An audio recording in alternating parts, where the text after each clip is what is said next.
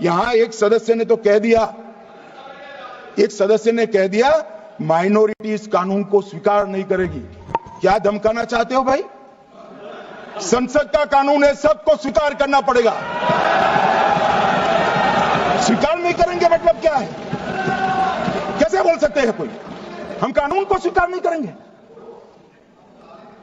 ये कानून भारत सरकार का है, हर एक पर बंधन करता होगा और इसको स्वीकार करना पड़ेगा।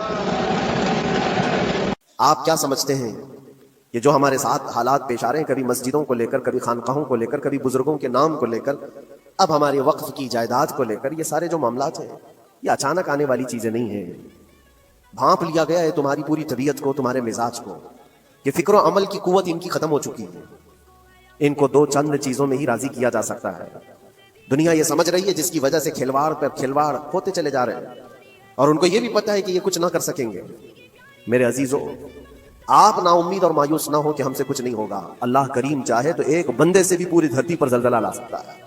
और जो कुछ भी मामलात हो रहे हैं उसकी एक वजह यही है, नामूसे रिसालत पर तुमने हल्केपन का इजहार किया तो फिर हमारे सारे मसले दांव पे लग जाएंगे। सारे मसले, ये तो वक्फ है, अभी देखो आगे कल तुम्हारी अजानें निशाने पर हैं, तुम्हारी जमात की नमाजें निशाने पर हैं, तुम्हारी मस्जिदें भी निशाने पर हैं कि तुम अपने घरों पर भी जुमा पढ़ सकते हो, छतों पर भी नमाजें पढ़ सकते हो। ये सब मामलात आएंगे। बुर्का, हिजाब, टोपी, दाढ़ी, वैसे ही चल चुके हैं मसले। हर चीज निशाने पर है। अरे तुम्हारे खाने भी निशाने पर है, तुम क्या खाओगे क्या बचाओगे ये भी निशाने पर है। ये सारे मसाइल सिर्फ इसी बुनियाद पर है। कुव्वत फिक्र और अमल पहले फना होती है जब किसी कौम की शौकत पे सवाल आता है। जो कुछ भी हुआ है हमारी इज्जत और वकार में कमी का मसला उनसे फिर जाने की वजह से, नबी पाक से तुम दूर हुए, ये इज्जतों और वकारों में कमी है।